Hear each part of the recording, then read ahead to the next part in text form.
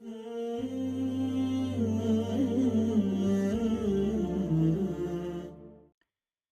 الله الرحمن الرحيم الحمد لله رب العالمين والصلاة والسلام على أشرف الأنبياء والمرسلين وعلى آله وأصحابه ومن تبعهم بإحسان إلى يوم الدين أما بعد. We are continuing with our fourth lesson on the Mutammimah. Previously we discussed the definition of Kalam. الكلام هو اللفظ المركب المفيد بالوضع.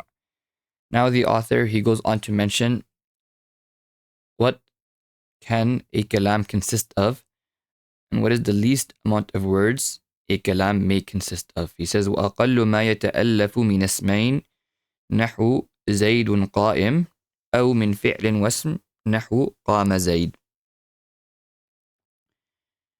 The least amount from which a kalam can be composed is ismain, two isms, the like of this. When I say nahwu, the reason I'm reading this in rafa is with the assumption of mithaluhu nahwu. So it's the khabar of ahil al-mubtada. mithaluhu nahwu zaydun qa'im. أو من فعل واسم نحو قام زيد, or from a fi'l and an ism, the like of Zayd stood. In fact, in nahwu you can even put this in nasab. Nahwu, nahwa. You just assume a fi'l instead of assuming a mubtada. And in certain cases you can even put it in jar if you make it badal from what's been mentioned previously, and if there is a harf al-jar before it. He's mentioned two examples. Zaydun qa'im, Zayd is standing, and qama Zayd, Zayd stood. One is a jumla ismiyah, one is a jumla fi'liyah. And the point the author is trying to make is that the least amount of words that are required in a kalam is either two isms or a fi'l and an ism. Now notice, if the author was to bring, instead of qama Zayd, if he was to say Zaydun qama, this would not be a correct example. Why? Because qama has a hidden huwa inside it. And so this sentence is made up of three words. The author wants to show that the lowest amount or the least amount of words from which a sentence can be made up is two. Either two isms or a fi'l and an ism.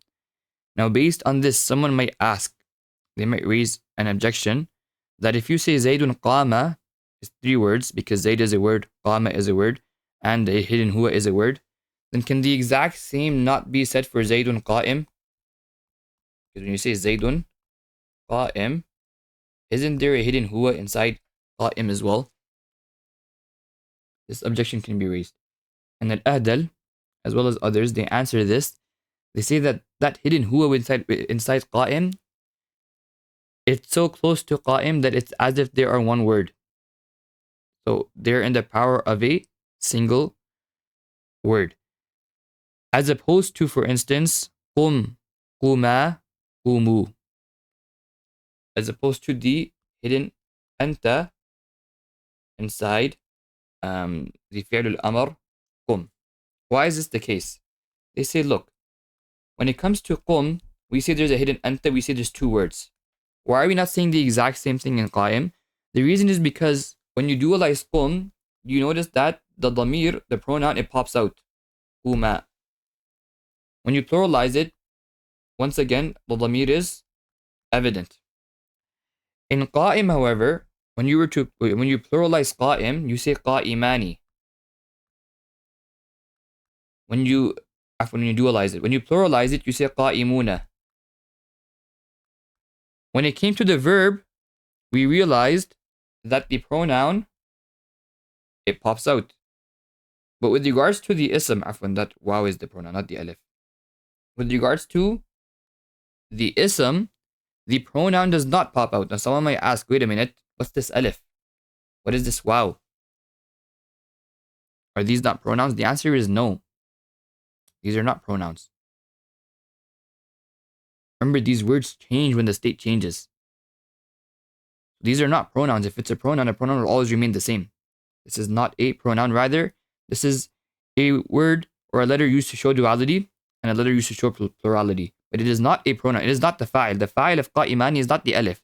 The fa'il of qa'imuna is not the waw. The fa'il in qa'imani is hidden. The fa'il in qa'imuna is hidden. The fa'il in qa'im is hidden. And because in all ism al-fa'il and all ism al-maf'ul variations, the fa'il is always hidden, it's as if it's one word. Whereas in a fi'il, you'll find that the fa'il is hidden in qum, but in quma, it pops out. In qumu, it pops out. So you understand that there's actually two words. Same thing can be said with qama and qamu, etc. So, Zaydun qa'im is a correct example. And the reason we say it's a correct example is because that pronoun within these words is so close to them that it never pops out. So it's as if it's one word, as opposed to a fi'il where the pronoun will eventually be evident, such as in quma and qumu. Now, when the author says وَأَقَلُّ مَا يَتَأَلَّفُ مِنْ اسْمَيْنِ, if we take the ma to be mawsula, then the structure should have been وَأَقَلُّ مَا يَتَأَلَّفُ مِنْهُ مِنْ اسْمَيْنِ, or isman it would be. It would be وَأَقَلُّ مَا يَتَأَلَّفُ مِنْهُ isman. That's what the structure would be. So the min would be za'idah. And then there's a hidden minhu. أي وأقل ما يتألف الكلام منه. The who would refer back to the ma. The lowest amount from which a kalam can be made is two isms. So it's difficult to say that the ma is mawsul over here. That's why we'd rather just take the ma as masdariyah. أي وأقل ائتلاف الكلام. Instead of taking the ma as mawsul, if we take it as masdariyah, we can simply assume the masdar of يتألف and it's governing its ma'mul. The least amount from which a kalam can be made up is two isms.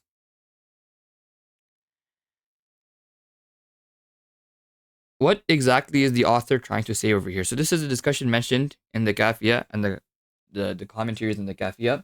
They mentioned that, look, you have three words, and we'll come across this soon. The three types of words are ism, fi'l, and harf.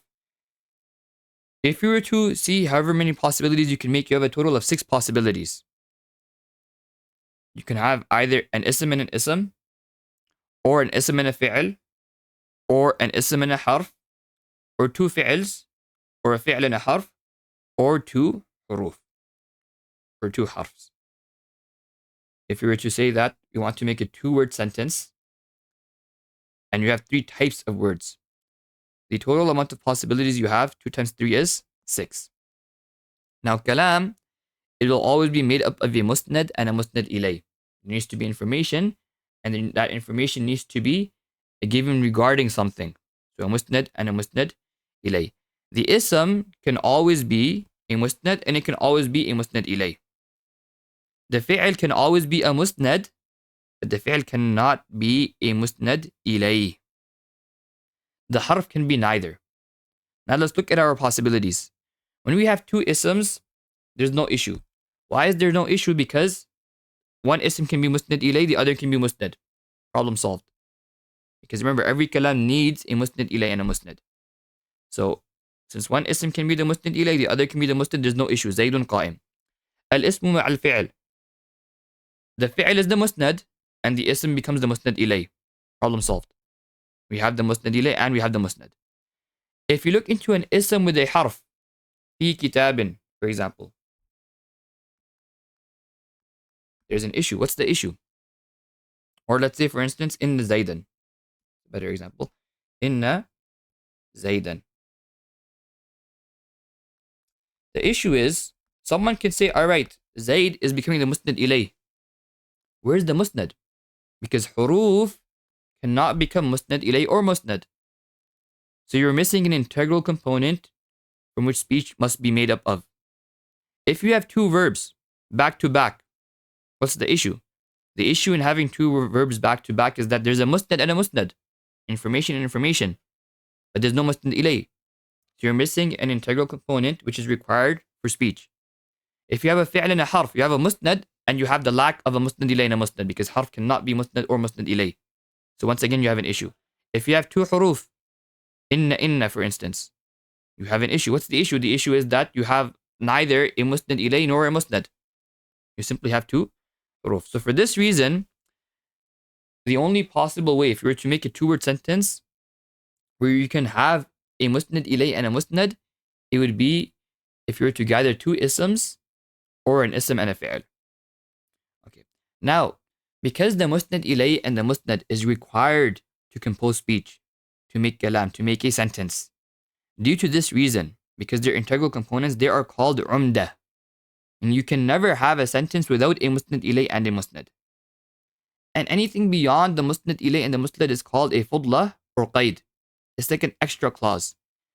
Now, don't think this means that the fudla or the qaid is irrelevant. Don't make this mistake. That's not what it means. Let's look at a few.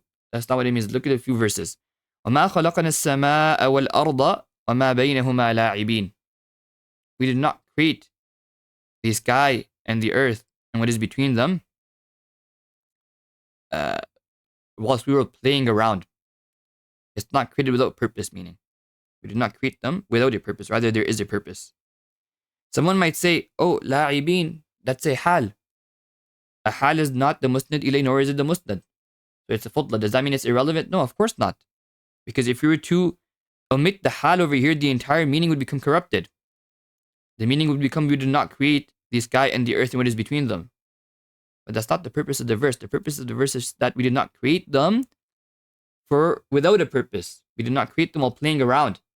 So that the meaning of the verse is actually in this last word over here. So even though it's a fudla, it's integral, it's very important when it comes to the meaning of the verse. Let's look at another example. وَلَا تَمْشِ فِي الْأَرْضِ مَرَحًا. Don't walk around on the earth with pride. Right? Like pushing your chest out and trying to show you're stronger and you're greater than everyone. If someone says maraha is a hal, so therefore it's a fudla, therefore it's not needed in the sentence, the meaning would become don't walk in the earth. So you understand from these examples that just because something is a fudla does not mean that you can ignore it or that it's irrelevant. Rather, sometimes the fudla is exactly what gives the meaning in kalam. When we say something is a fudla, all we intend is that it's possible to make a speech without it. Because the only integral components of a speech are the musnad ilay and the musnad. So, umda will always be required. Umda is always, even if it's mahduf, even if it's omitted. But umda will be required to make a speech. And that's why we call the musnad ilay and the musnad umda. When it comes to the fudla, it's not necessarily required to make a speech. Although it may be very important to the meaning of that speech. This is important to keep in mind regarding umda and fudla. Now there's a question. If I was to ask you, هل جاء زيد? Did Zayd arrive? And you replied, نعم. Someone might ask, you're making a kalam from one word. Or if you replied, لا, no. Someone might object that this is a kalam and it's only composed of one word. So the answer to this is that, no, there is a sentence. There is either two isms or an ism and a fi'l, but it's just hidden. It's understood. When you say na'am, what you really intend to say is na'am ja'a Zayd. La ma ja'a Zayd. That's what you really intend to say. But you've omitted it because it's understood and the audience, they understand it. And the reason we know that you've omitted it is because sometimes this hidden verb, we find that it governs another agent or it governs another word, afwan. For instance, if someone was to ask you, هل ضربت زيدا? Or afwan, someone asks you, ألم تضرب زيدا? Did you not hit Zayd? So you replied, Bala, yeah, I hit him. Wa Amran, and also Amr. Now why is Amr in Nasab? So the answer is that after Bala, we assumed a verb. Like I said, the verb is there. This is not, when you say Bala, you're not answering only with a harf. Rather, there is a jumla which is assumed. أي Bala ضربت زيدا وعمرا. So this section, or this area of ضربت زيدا, that was assumed. It was understood to be there. And the reason we know that is because it can govern even if it's not mentioned. بلا وعمرا. Let's look at another example. أيحسب الإنسان أن لن نجمع عظامه بلا قادرين على أن نسوي بنانا. Does the human being think that we will not gather his bones? Rather, we are capable of gathering him up to his very fingertip. Now in this situation, Notice, أَيَحْسَبُ الْإِنسَانُ أَلَّن نَجْمَعَ عِظَامَهُ بَلَى. Someone might say, oh, you're answering only with a single word. And there's no ism and fi'l. There's no ism and there's no two ism. So you're making a kalam from a single word. You say, no. A jumla is mahduf. A jumla is hidden. It's understood. How do we know this? What indicates this? Why is qadirin in nasab? Bala shouldn't enter or shouldn't cause qadirin to go into nasab. The reason qadirin is in nasab is because there was a hidden najma'uha. Bala najma'uha qadirin ala. We will gather them, and we're so capable that we will also gather ala an nusawiya banana. Likewise, adarabta zaydan, you would answer na'am. Don't think that this is an answer with only one harf. Rather, the jumla, which is made up of a ism and a fi'l, darabtu, is hidden. At-taqdiru na'am darabtu. And then if you say, for instance, na'am wa amran, then we understand that this is really na'am darabtu zaydan wa amran. So, in this example, we've understood, in this discussion, we've understood that when a person answers with na'am or la, in reality, what they're really saying is na'am, and then the sentence is hidden, but it's understood. And context will tell you that. What about ya Zaidu, O Zaid? Is this not a kalam which has been made from a harf, ya, and an ism, Zaid? And so this breaks the rule. The answer is, well, ya is actually in the power of ad'u. So it's really in the power of a verb, or da'awtu. So technically speaking, it's made from a fi'al and an ism, but the harf is simply in the place of the fi'al. Now, on this discussion, we will have, and we'll give a little disclaimer later on, but for now, it's important for students to understand this, that the general rule is that every kalam must be composed of a musnad ilay and a musnad. And a musnad ilay and a musnad must either be two isms or an ism and a fi'al. Now, certain scholars or certain grammarians, when they were discussing this kalam, the wording they used, they mentioned that لا يتأتى إلا في اسمين أو في فعل واسم. They said الكلام هو المركب من كلمتين. It's that which has been built or joined together from two words, such that one of them is predicated to the other. And this is not possible except in two isms or in a fi'l and an ism. Now, based on this, certain grammarians, they felt that the author over here, this began with the Zamakhshari, and then perhaps it carried on into Ibn al-Hajib's al-Kafiyah. And so the commentators in the Kafi, they discussed this thoroughly. They say that, according to these scholars, or some of them say that according to these authors, they believe the essence of kalam is only the musnad ilay and the musnad. Everything else is extra. When we say something is a kalam, it can only be two isms. Everything else is extra. Or it can only be a fi'al and an ism. Meaning, there's no other way to make a kalam aside from these two pathways. Ism and ism, or fi'al and ism. Later grammarians, when they came, like Ibn Hisham for instance, he said, no, this doesn't make sense. Sometimes you have a kalam from 3 words. Sometimes you can have a kalam from 4 words. If you say, for instance, kana Zaydun qa'iman. Ibn Hisham says, kana, number 1, Zayd, number 2, and qa'im, number 3. That's 3 words. So, when we say, la yata'alla illa fi ismayn, Ibn Hisham says, these authors didn't mean to say, they did not mean to say that kalam can only exist within the musnad ilay and the musnad, and everything else is external. Rather, what they intended to say was that compared to the 6 possibilities, in relation to the 6 possibilities we've mentioned above, which is isman, ism and fi'al, ism and harf, fi'lan, fi'al ma'al harf and harfan, in relative or in relation to these possibilities, لا يتأتى أي لا يتأتى الإسناد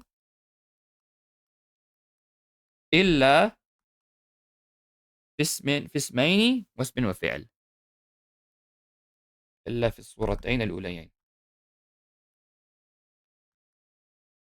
So understand the difference. Certain grammarians or certain scholars, they say that when Zamakhshari and Ibn al-Hajib, when they said that لا يتأتى الإسناد إلا في اسمين أو اسم وفعل, they say what they meant was kalam only exists within the musnad ilay and the musnad. Everything else is added on. It's external. Others say no, kalam can exist in more words. كان زيد قائما. What these scholars meant to say was, in relation to the six possibilities, it only exists within two isms and the ism and the fi'l. And therefore, this ism, two isms, and ism and a fi'l is أقل, the least amount of from which ما يتألف منه الكلام. It's the least amount from which kalam can be composed. Otherwise, you can have كان زيد قائم, that's 3 words. You can have إن زيدا قائم, that's also 3 words. You can have kalam made up of more than 2 words. And this is what the author of our book, as well as Ibn Hisham, prefers. Notice the author says, وَأَقَلُّ مَا يَتَأَلَّفُ, وَأَقَلُّ, the least amount from which it can be made. What that means is that if you add in more words, kalam can also have more words. فَيُفْهَمُ مِنْهُ, it's possible that, it's understood that, أَنَّهُ قَدْ يَتَأَلَّفُ بِأَكْثَرٍ, kalam can be made up of more than 2 words. And Ibn Hisham himself clarifies that, although some of their texts, it seems to indicate that it's only 2 isms or a fi'l and an ism, but what the Nahwiyu and the grammarians, what they truly intend is that the least amount it can be made up of is an ism, or often 2 isms, or an ism and a fi'l. So what are the other ways? If this is the least amount, what are the other ways that kalam can be made? Ibn Hisham in Sharh al-Qatr, he mentions 6 ways. He says it's possible that kalam can be made up of 2 isms, such as Zaydun qa'im. It's possible it can be made up of a fi'l and an ism, such as qama Zaydun. It's possible a kalam can be made up of 2 jumlas, 2 sentences. How is that the case? Every time you have a harf shart, you have a shart and a jawab. The shart is 1 sentence, the jawab is a 2nd sentence. In qama Zaydun qumtu. If Zayd stood, if Zayd stands, afwan, I will stand. Remember, whenever in comes, because it's conditional, it flips the meaning to the future tense. In qama Zaydun qumt. If Zayd stands, I will stand. Notice that this sentence, this kalam, is made up of qama Zayd, which is 1 jumla, and qumtu, which is another jumla. Now, this isn't the only place this happens. This is a nice exercise for the students. You can try looking for the second place where this occurs. Okay. Number 4. أو من فعل واسمين. Kalam can be made up of a fi'l and 2 isms, such as كان زيد قائمة. Zayd was standing. Notice that we have 2 isms, Zayd and قائم, and we have كان a fi'l. أو من فعل وثلاثة أسماء. Or it can be made up of a fi'l, a verb, and 3 isms. Where does that happen? That happens in the like of علمت زيدا فاضلا. Where does this occur? It occurs when you enter a fi'l al-qalb upon a mubtada and a khabar. So the fi'l al-qalb will have the fi'l and it will have the fa'il alongside it. So alima, this is the fi'l al-qalb, that's the fi'l. 2 is our first ism. Zayd is our second ism and fadil is our third ism. How do we translate this? I'm going to mention this because it's important. When you translate fi'l al-qalb, the trick to translating af'al al-qulub is, number 1, understand the mubtada khabar structure. Because remember, fi'l al-qalb enters upon the mubtada and khabar. So initially we had Zaydun fadil. Zayd is virtuous. Then you add on to that alimtu. I understood that Zayd is virtuous. Or I understood Zayd to be virtuous. So you add on alimtu to Zaydun fadil. Zayd is virtuous. Add on alimtu, I understood Zayd to be, or I knew Zayd to be virtuous. أو من فعل وأربعة أسماء. Or it can be made of a fi'l and 4 isms. How is this the case? So we take the fi'l al-qalb and we add on a hamza, we put it into the bab of if'al. Because once you take a fi'l and enter into bab al-if'al, if it already has a maf'ul bihi, it'll give it 2 maf'ul bihis. If it already has 2 maf'ul bihis, it'll give it 3 maf'ul bihis. So instead of saying alimtu, we say a'lamtu. A'lama yu'limu i'lam means to give someone knowledge, to inform someone knowledge. So what's our mubtada and khabar? Our mubtada and khabar again is Zaydun fadil. Zayd is virtuous. Amran is the one who is being informed. 2 is the fa'il. Notice we have 4 isms. 2 Amran, Zaydan, fadilan, and we have a fi'il a'lam. A'lamtu, I informed Amran, Amr, that Zaydan fadila. Zayd is virtuous. Remember I told you the trick to translating fi'il af'al al-qulub is always understand the mubtada khabar structure, and then you can work around that. So Zaydun fadil, Zayd is virtuous. We add on alimtu, it means I understood Zayd to be virtuous. We add on a'lamtu amran, now it means I informed Amr. I gave Amr the knowledge that Zaydun fadil or Zaydan fadila, Zayd is virtuous. Okay, these are the 6 methods or the 6 ways Ibn Hisham mentions. And then in his commentary, he goes into a lot of detail as well. Al-Khudri, in his footnotes on Ibn Aqil, he notes that there's one method that was left out. And that is when a kalam is made up of an ism and a jumla. Like Zaydun, abuhu qa'im. Zayd, comma, his father is standing. Notice Zayd is our ism and abuhu qa'im, this is a jumla. So in total, they mention about 7 ways in which kalam can be composed. Now, as I've mentioned earlier, the general rule is that every kalam needs to have a musnad ilay and a musnad.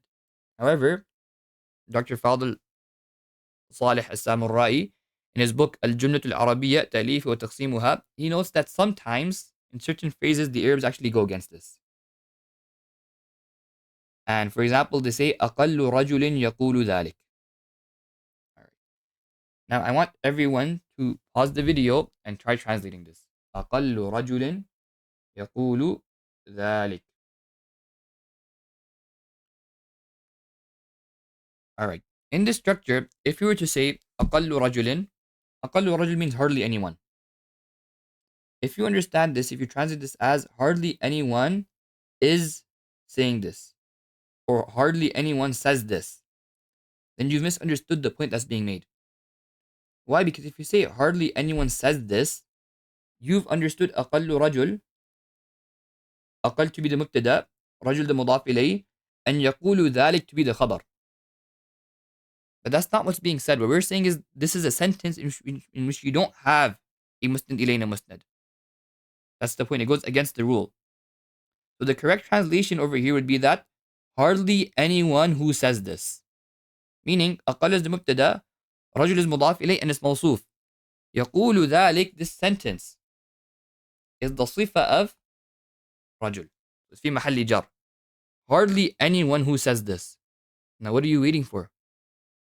أقل رجل يقول ذلك. What about hardly anyone who says this? What about him? Notice the information has not been given. The mubtada was mentioned, but the information has not been given. Despite this, the Arabs, they treat this as a full sentence. And if someone says this in context, it makes perfect sense. So if that's the case, then this is an example of a phrase which the Arabs use, or a sentence which the Arabs use, that goes against the general rule that every sentence must have a musnad ilay and a musnad. Because over here, only the musnad ilay is found. The musnad, the khabar, is not found. And he mentions a number of examples like this. He said that all these examples, they go against the rule, but we'll cover those in detail in upcoming books. I just wanted to highlight the fact that certain times, certain phrases of the Arabs, they go against the general rule which they have. Alright, and with that, we finished our discussion on ta'lif al-kalam. Now we move on to al-kalimah. قال المؤلف رحمه الله والكلمة قول مفرد. Before we begin discussing kalimah, according to the grammarians, just like we mentioned in kalam, we need to understand that kalimah has a linguistic meaning and it has a meaning which the grammarians have given to it. The linguistic meaning of kalimah is not restricted to a single word. Rather, you can have a sentence and that can be referred to as a kalimah. For instance, kalimatul tawheed. Now that's a full sentence. La ilaha illallah. But despite that, they're referring to it as a kalimah. Number 1. Number 2, Allah subhanahu wa ta'ala says in the Quran that the disbelievers, they will say, Rabbi rji'un, that, oh my Lord, return me. لَعَلِّي أَعْمَلُ صَالِحًا فِيمَا تَرَكْتُ. If only or perhaps I could do some good deeds فِيمَا تَرَكْتُ, in that which I have left. كَلَّا, no. إِنَّهَا كَلِمَةٌ هُوَ قَائِلُ. This is merely a statement which this person is saying. He doesn't actually intend it, nor will he do good deeds. Now notice, رَبِّ ارْجِعُونَ لَعَلِّي أَعْمَلُ صَالِحًا فِيمَا تَرَكْتُ. That's a lot more than a single word. That's multiple sentences in fact. But despite this, it's referred to as kalima. إِنَّهَا كَلِمَةٌ هِيَ قَائِلُهَا. Or هو قائلها. نعم. إنها كلمة. So the point we're making is that kalima linguistically can refer to more than a single word. However, the grammarians, they've given kalima a specific meaning. And that meaning is, as our author says, قول مفرد. A single statement. Or a single statement that has a meaning. Now, where am I pulling out that has a meaning from? The answer is it's within the word qawl. Why? Because qawl, what is qawl? Qawl is al-lafdh al-musta'mal.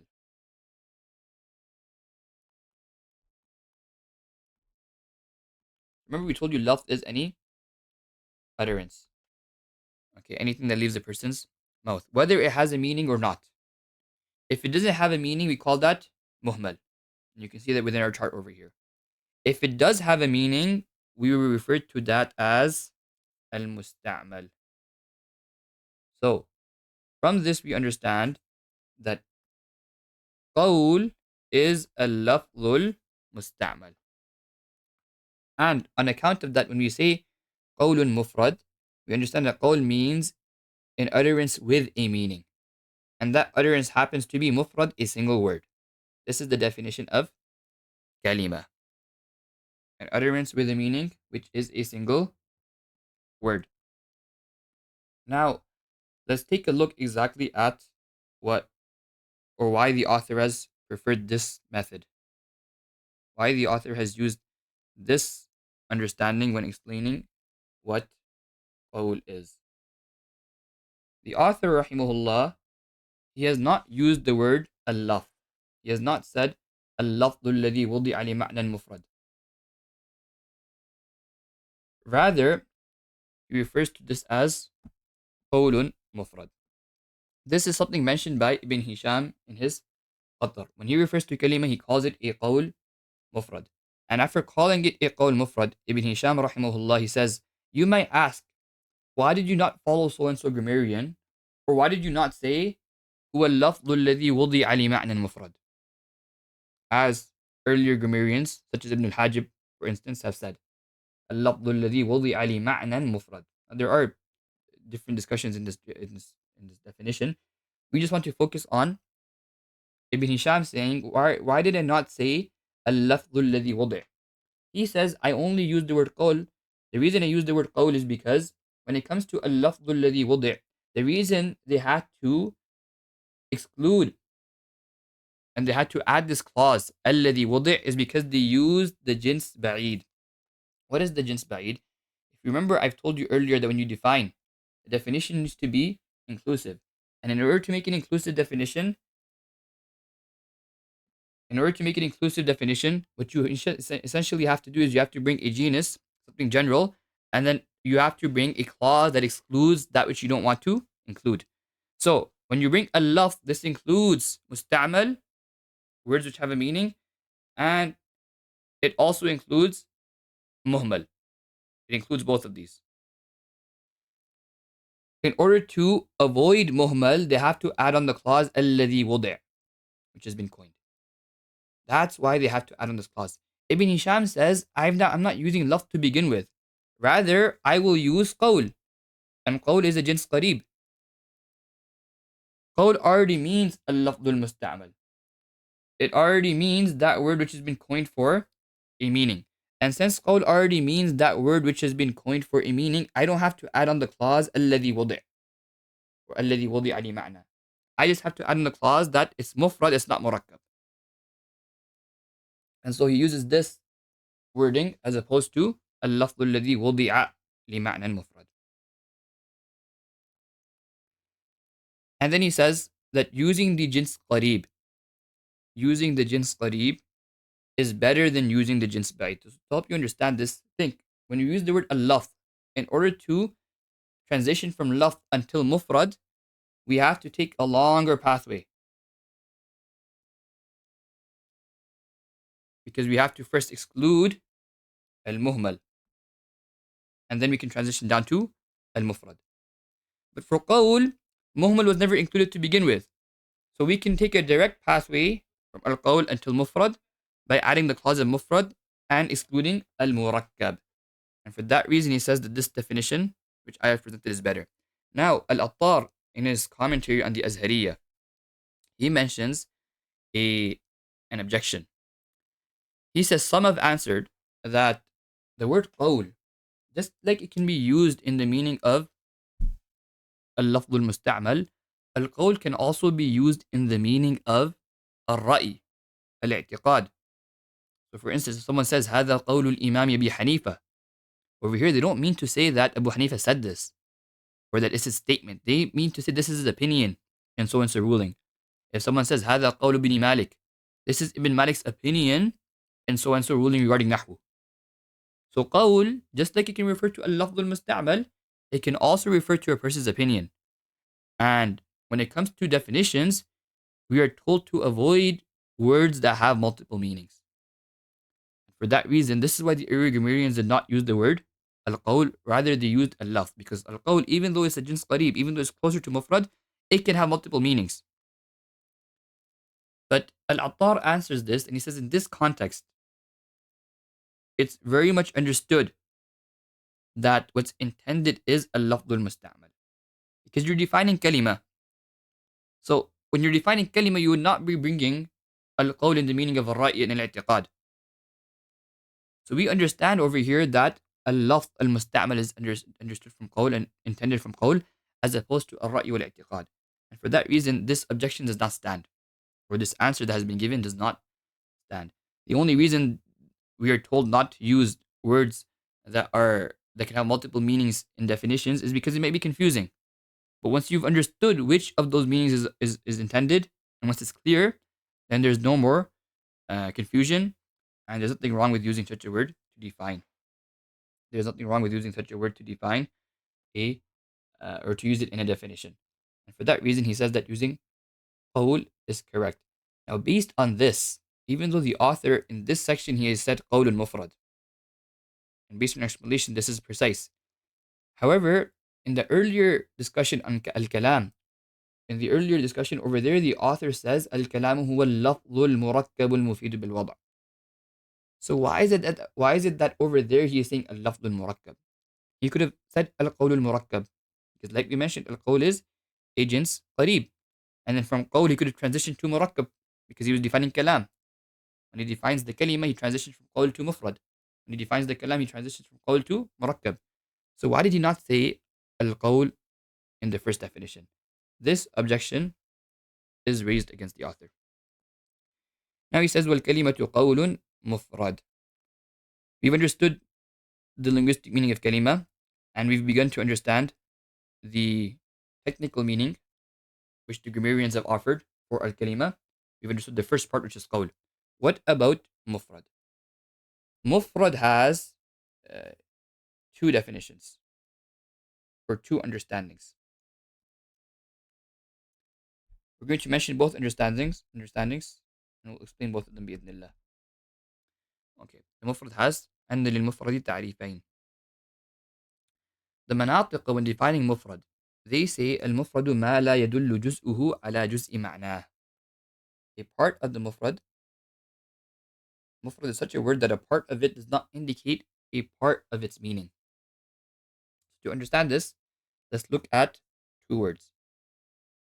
المفرد لا يدل جزءه على جزء معناه, and المركب يدل جزءه على جزء معناه.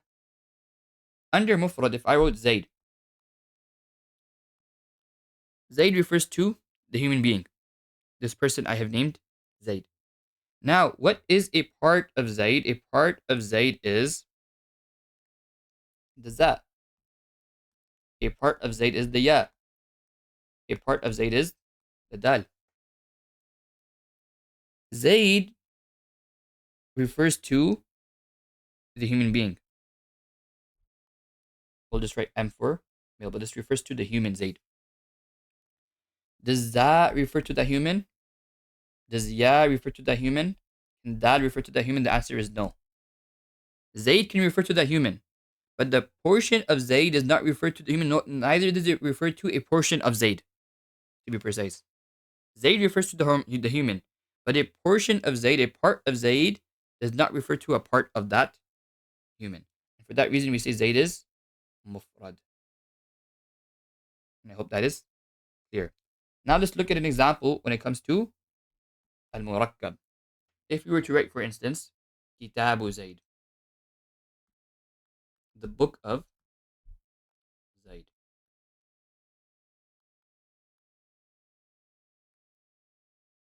You'll notice in this example we have two words, the book of Zayd. Kitabu Zayd is a structure. Does a part of Kitabu Zayd indicate a part of book of Zayd? The answer is yes. Kitabu is a part of Kitabu Zayd. Zaydu is a part of Zaydin is a part of Kitabu Zayd. Kitab indicates a meaning, which is a part of book of Zayd. And Zayd also indicates a meaning, which is a part of book of Zayd. So over here, the structure Kitabu Zayd dalla juz'uhu ala juz'i ma'na. A portion of Kitabu Zayd indicated a portion of the meaning, i.e. the book. And a portion of Kitabu Zayd indicated a portion of the meaning, i.e. Zayd. So this is a murakkab. A mufrad is where the portion of the word does not indicate, or the portion of a structure does not indicate the portion of its, or a part of its meaning. A murakkab is where a part of the structure does indicate a part of its meaning. Now, based on this, they say that mufrad is inclusive of, they mentioned four, but we've mentioned three over here, three things. Number one, something which has a part, but that part doesn't have a meaning. Of course, if the part doesn't have a meaning, then it cannot indicate a part of the meaning. لا يدل جزءه على جزء معنى. مثلا زيد. Zayd has parts, za, ya, and dal, but za, ya, and dal do not they do not have a meaning, such that they could indicate a part of Zayd. Number two, something which does not have parts to begin with, like Hamzatul Istifham. Hamzatul Istifham is a single word. You cannot break that up into parts. So therefore, a part of Hamzatul Istifham cannot indicate a part of Istifham, because that Hamza, from the very get-go, it doesn't have parts. Number three, and this is where things get interesting. Something which has a part, and that part also has a meaning. So it has a part, and the part has a meaning, but those words do not indicate the meaning or a part of the meaning which is being intended. So to give you an example, we're going to take three examples for this. Number one, let's look at, for instance, British Columbia.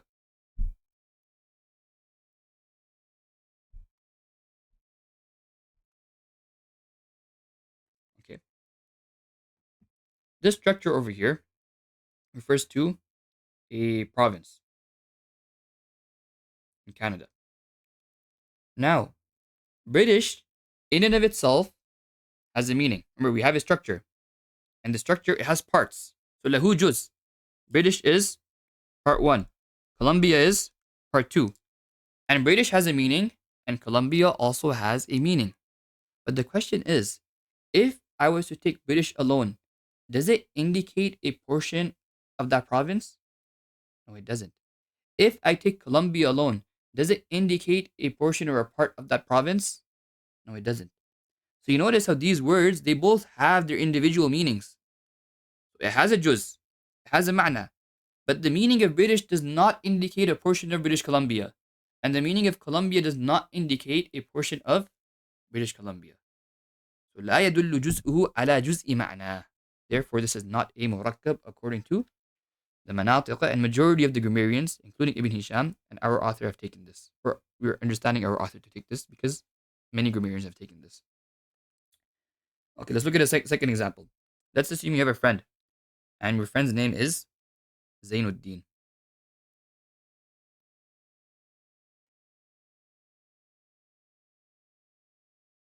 Like I said, Zainuddin, when you've named your friend Zainuddin, who does this refer to? It refers to the male named Zainuddin, that person. He is Zainuddin. When you say Zainuddin, it refers to him. Zainuddin, does this word have portions? Yes, it does. Zain is a portion of the word. Ad-Din is a portion of a word. Zain has a meaning. Ad-Din also has a meaning. What does Zain mean? Zain means beauty. Ad-Din means religion. But does a portion of the structure indicate a portion of your friend named Zainuddin? The answer is no. Zainuddin is a name referring to so-and-so person. Zain means beauty. Beauty does not indicate a part of that person. Ad-Din means religion. The religion is not a part of that person. When you say beauty, no one thinks you're calling Zainuddin. When you say ad-Din, no one thinks you're referring to Zainuddin. So even though the word, it has portions, and those portions have meanings, but these meanings do not indicate a portion of what Zainuddin indicates. Someone might ask, what if I refer to my friend as Zain? Zainuddin is his name, but instead of calling him Zainuddin, I call him Zain. Now, the word Zain does indicate this entity. The answer for this is a new name you've given him. This is not a portion of Zainuddin. You've just made a new name. You've given him a nickname. Instead of calling him Zainuddin, you began to call him Zaid. So this is not a portion of Zainuddin. This is just a new name. Right? To give you an example for this, imagine you named him anything else. Instead of calling him Zainuddin, you called him Zed. Or for instance, you called him Munir. You give him any nickname. That nickname is a new name you've presented upon him, you've given him. That's why when you say that, it refers to him. Not because it's a portion of Zainuddin. Alright, now let's look at our third example, which is Abdullah, when we consider it to be a name. Why are we saying Abdullah when we consider it to be a name? This is important because if you take Abdullah in its linguistic meaning, which means slave of Allah, then in that case, if you were to take Abdullah in its linguistic meaning, like in the verse, قَالَ إِنِّي Abdullah, he said, I am a slave of Allah. Over here,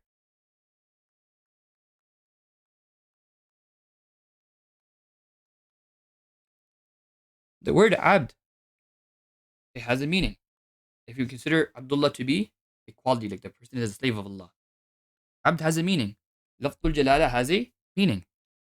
And if we were to take these words individually, Allah's slave in this structure, if you take the word slave individually, it does indicate a portion of Allah's slave.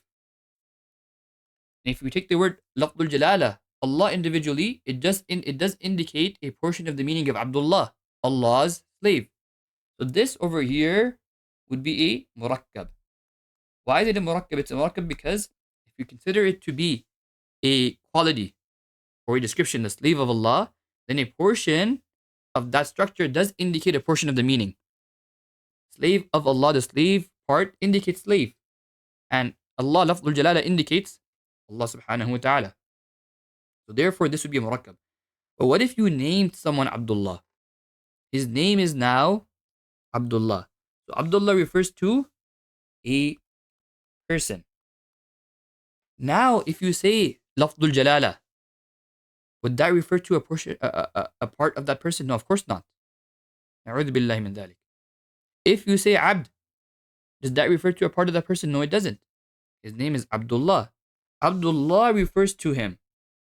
The word Abd individually has a meaning, but it does not refer to that person. The word Lafzul Jalala individually has a meaning, but it does not refer to a part of that person. So based on this, we've understood what falls under Mufrad according to the grammarians. They say that Mufrad is لا يدل جزءه على جزء معنى. And based on that, they say, number one, something which has parts but it doesn't have a meaning, it cannot be, it is a Mufrad, like Zaid. Number two, something which does not have parts to begin with, it is also a Mufrad, like Hamzatul Istifham. And number three, something which has parts and it has a meaning, those parts have meanings, but they don't indicate a portion of the meaning which was given to that whole. Abdullah is given as a whole to that person. That's his meaning. That is who he is. Abd individually does not indicate him, or a portion of him, or a part of his meaning. Lafzul Jalala individually does not indicate a part of his meaning. As opposed to Kitabu Zaid, because both Kitab and both Zaid indicate a portion of Kitabu Zaid. From this, we've understood exactly how majority of the grammarians have defined Mufrad. But then other grammarians say no. A Mufrad is simply something, it's a single word. That's all Mufrad means. A Mufrad is a single word. How do you understand what a single word is? You look at your locality, the general norms. If generally speaking, that word you said is considered to be a single word, it's a single word. So if you were to say Abdullah, you were to ask someone, is this one word or two words? They tell you, yeah, Abdullah is two words. Abd and Lafdul Jalala. Now, remember I told you that the mawdu' of ilm al-nahu you have to keep in mind because it's very important. What is the mawdu' of ilm al-nahu? I'rab and bina. In nahu we're focused on what? We're not focused on the meaning of words. The meaning is secondary. The meaning comes as a result of i'rab and bina. What we're focused on in nahu is the i'rab and the bina of words. Can the first part or the first part of this name, Abdullah, can its i'rab be different than the second part? Yes, it can. رأيت عبد الله جاء عبد الله مررت بعبد الله. Even in the last example, the reason abd is in jar is not the reason lafzul jalala is in jar. The i'rab differs.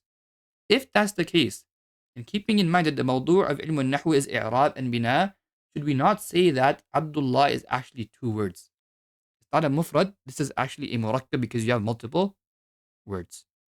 This is what al-Adawi has mentioned in his hashiyah on Shudhur al-Dhahab, that the nuhat, the grammarians, they're not worried about the meaning.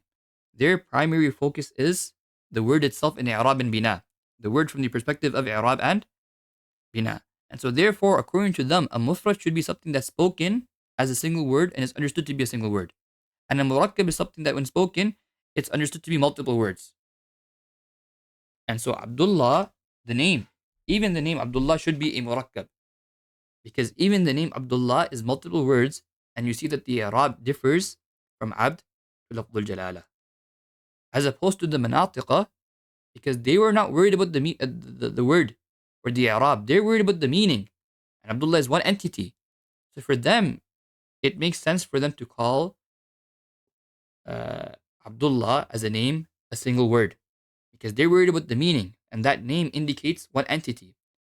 Whereas the grammarians, they're not worried about the meaning, they're worried about the i'rab, and the i'rab can differ from abd to lafdul jalala, and the reasons, even if they're the same, if it's marad to be abdillahi, the reasoning for that i'rab is still different, and therefore they should consider this to be a murakkab. This is the opinion preferred by al-Adawi in his footnote on Shudhur al-Dhahab. Now, just to summarize the lesson, we spoke about kalam in a previous lesson, and we said that it is al-lafdh al-murakkab al-mufidu bil-wada'.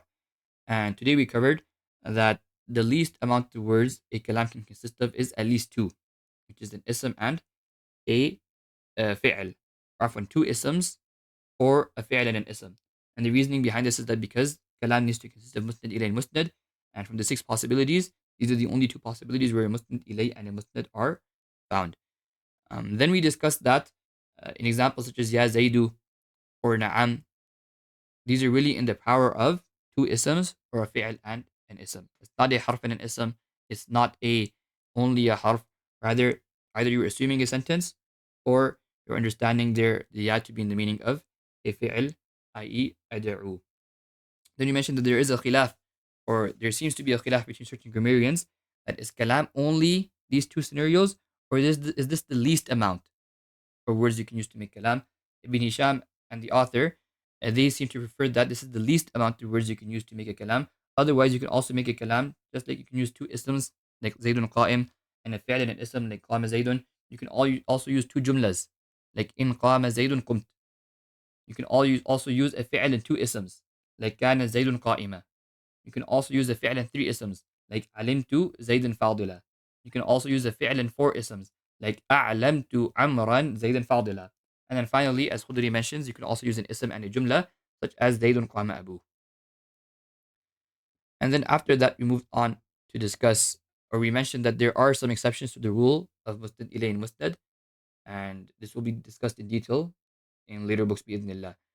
Then we mentioned that al-kalima is qawl al-mufrad. Why is the author used the word qawl and not the word lafz? What's the benefit in this? What's the objection that rises? What's the answer to that objection? And based on that, what is the objection that why did the author use al-lafdh al-murakkab al-mufid bil-wada' when defining kalam? Even though according to our explanation, he should have used al-qawl al-murakkab. So we mentioned those objections, etc. And then beyond that, we also mentioned that what exactly is mufrad? What are the 2 definitions of mufrad? عند المناطق ما لا يدل جزءه ولا جزء معناه, and that has 3 scenarios which we mentioned. ما له جزء ولا معنى له, ما لا جزء له ولا معنى له, and then finally ما له جزء وله معنى لكن لم يدل جزءه على جزء معنى. نعم. And then we mentioned the other definition of mufrad, which is preferred by al-Adawi, that which is understood to be one word and is generally understood to be one word. And we said that according to the mawdu' of ilm al-nahu, this is more in line with what a grammarian should be thinking, because a grammarian is worried about i'rab and bina and states that come upon words. A grammarian is not worried about the entities and the meanings themselves. And with that, we have finished the fourth lesson as well. Jazakumullah. Wassalamu alaikum wa rahmatullahi.